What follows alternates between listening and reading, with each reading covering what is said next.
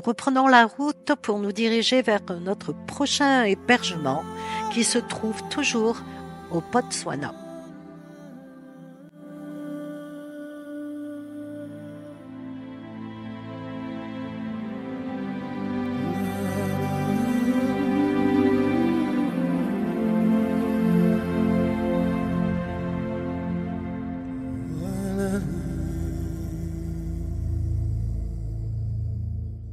Le lendemain, nous quittons le Botswana et nous repassons la frontière namibienne.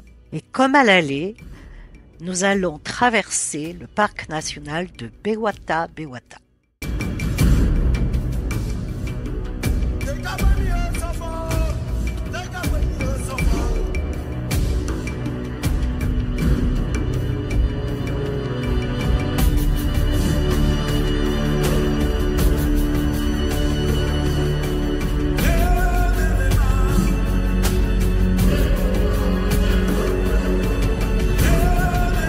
C'est notre dernière nuit en Namibie. Nous allons la passer à Kawando, au Shkan.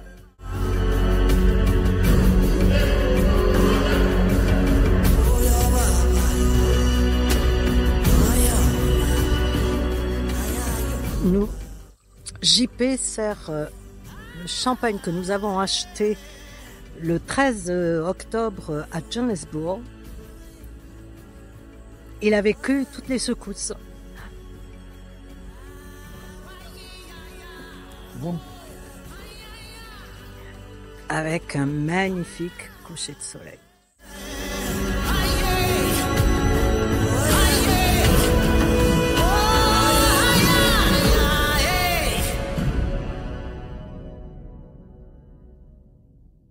La ville de Katima Mulilo se trouve au cœur du carrefour entre le Zimbabwe, le Botswana, la Zambie et la Namibie. Nous allons bifurquer pour nous diriger vers le Botswana et prendre la frontière à Ngoma. Et nous allons nous arrêter pour dépenser nos derniers dollars namibiens. Et voilà, nous avons trouvé le moyen de dépenser rapidement nos dollars namibiens. Jean-Pierre s'est fait arrêter parce qu'il n'avait pas la ceinture de sécurité. Donc il est là et il est en train de discuter avec la police namibienne. Comme vous avez pu constater, toute la bande Caprivi est très très très verte.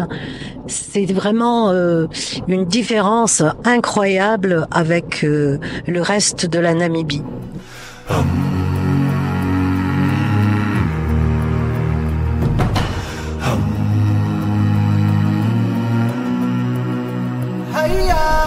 Nous approchons de Chobe.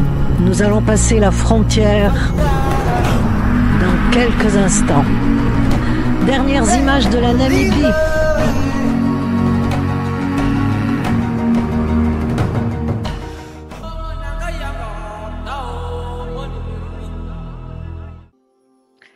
Nous sommes partis de Johannesburg, en Afrique du Sud, en direction de la frontière namibienne, le 13 octobre 2023. Voici le trajet parcouru. 5491 km de Johannesburg à Ngoma, poste-frontière avec le Botswana. Nous avons traversé la Namibie du sud au nord et ensuite nous avons parcouru la bande Caprivi pour rejoindre le Botswana.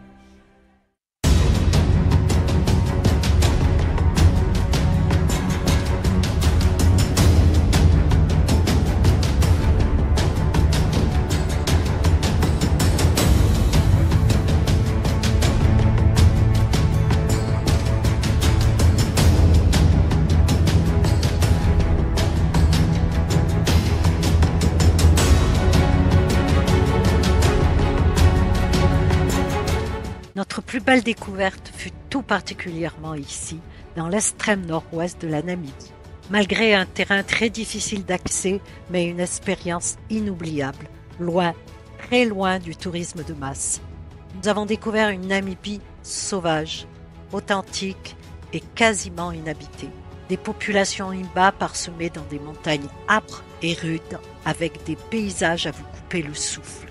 Pour nous, ce fut le moment le plus fort, le plus intense de notre périple 2023-2024 en Afrique australe.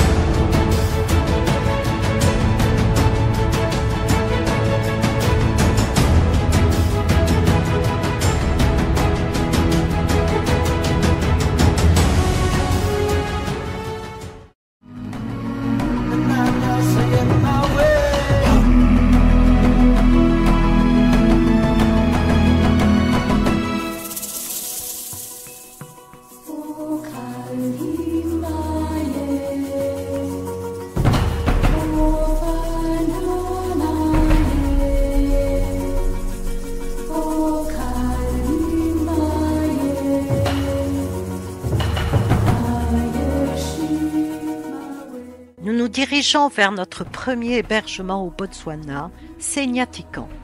Il se situe non loin de Kazan et du parc national de Chobe.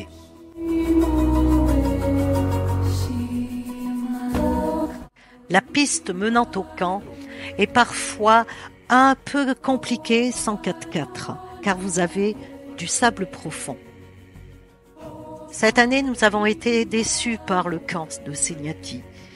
Il est envahi par les babouins, donc les poubelles sont éventrées et nous sentons vraiment un camp qui est négligé.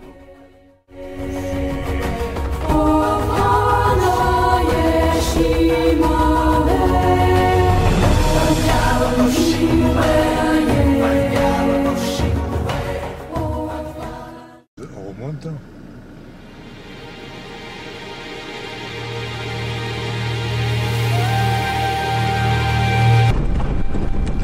Nous sommes au parc national de Chobe. Et ce matin, nous avons déjà vu nos premiers lions et lionnes.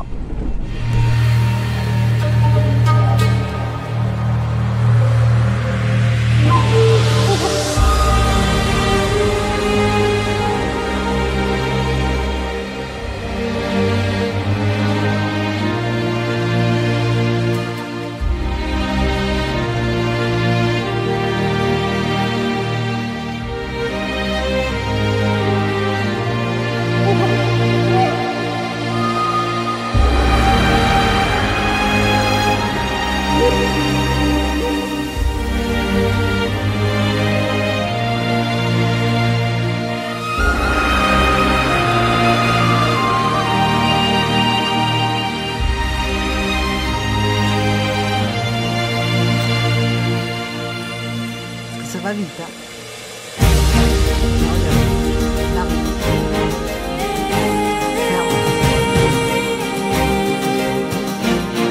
Il a vu quelque chose. Non, c'est nous, c'est nous.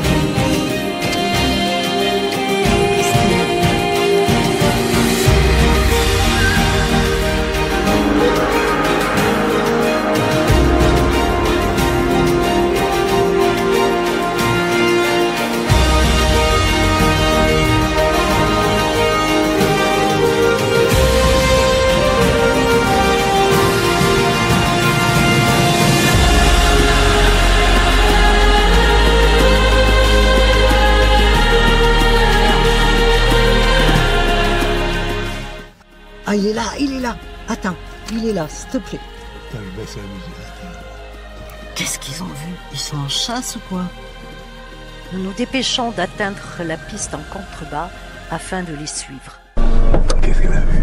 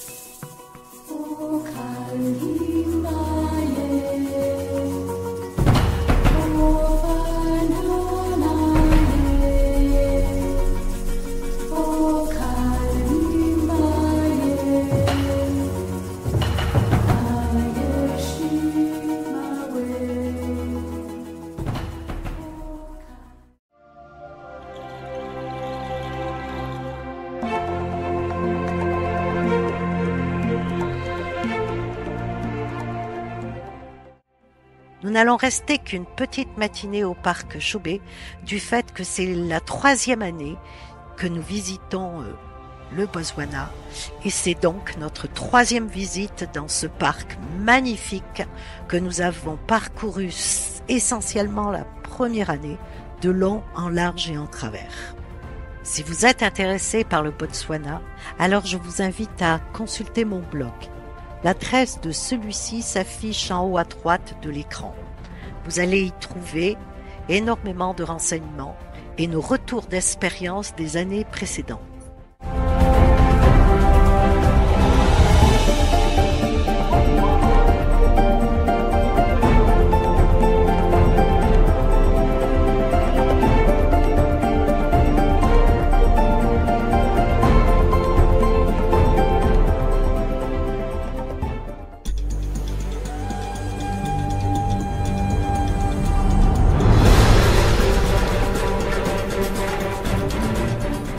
Après notre visite du parc Chobé, nous reprenons la route afin de nous rendre à Elephant Sound. Soi-disant que c'est super, nous ne connaissons absolument pas et il y a énormément d'éléphants.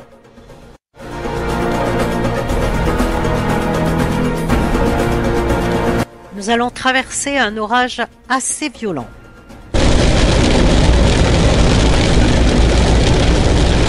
Et regarde. Fais gaffe quand même, hein.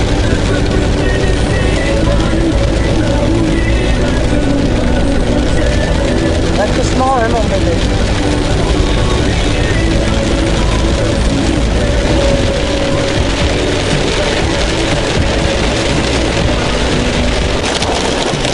On voit plus rien, on voit plus rien.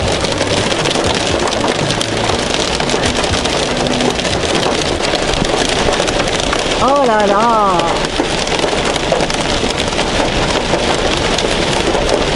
Ça, on fait comme le bougon. Ouais. C'est une tempête, hein. Heureusement qu'il nous a vus, hein.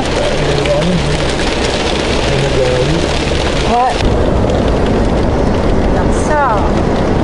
C'est beau le ciel, hein.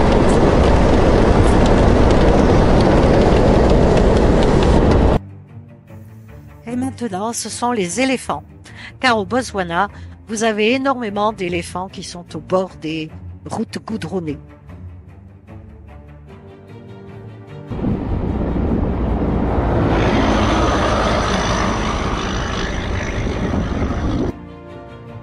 Comme vous pouvez le constater, ils traversent sur des routes principales.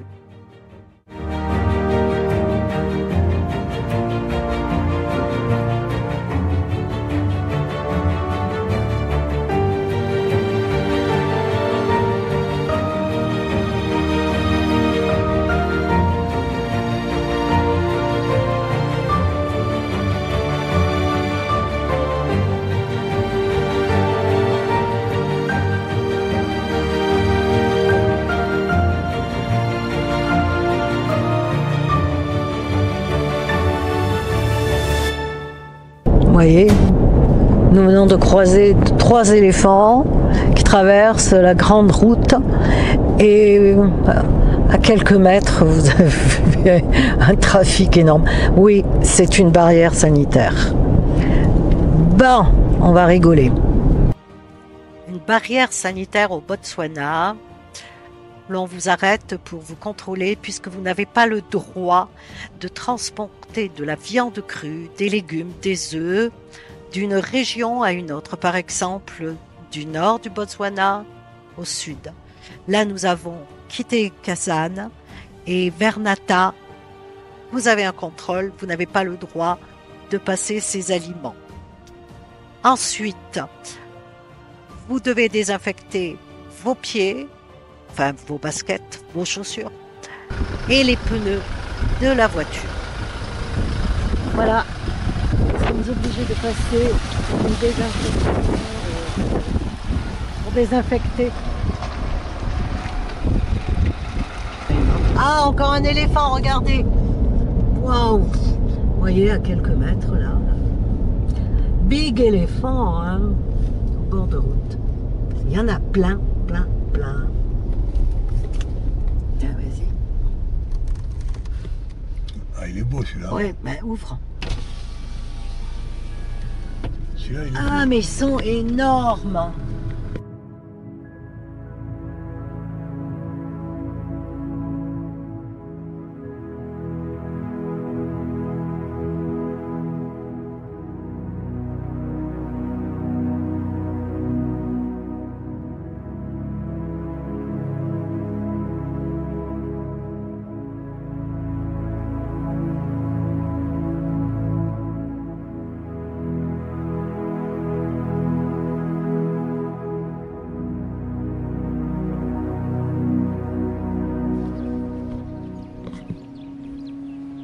Voilà, nous sommes à Elephant Sand. Bon, ça se voit, hein, il y a de l'éléphant. Et du sable. Coucher dessus.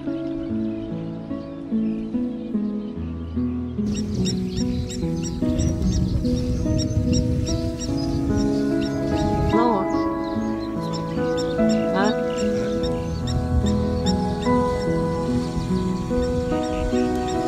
Regarde le bébé. Lui, il est accroché à la fontaine.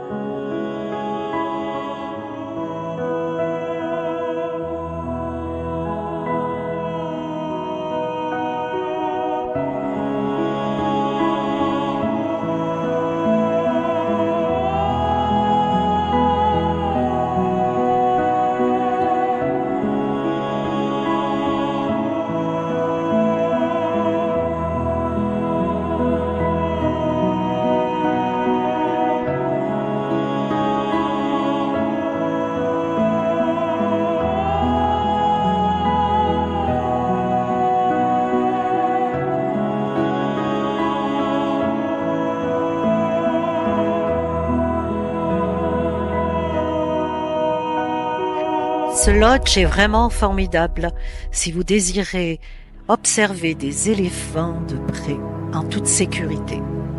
Cependant, avec quelques précautions quand même, puisque ce n'est pas un zoo. Nous nous sommes régalés.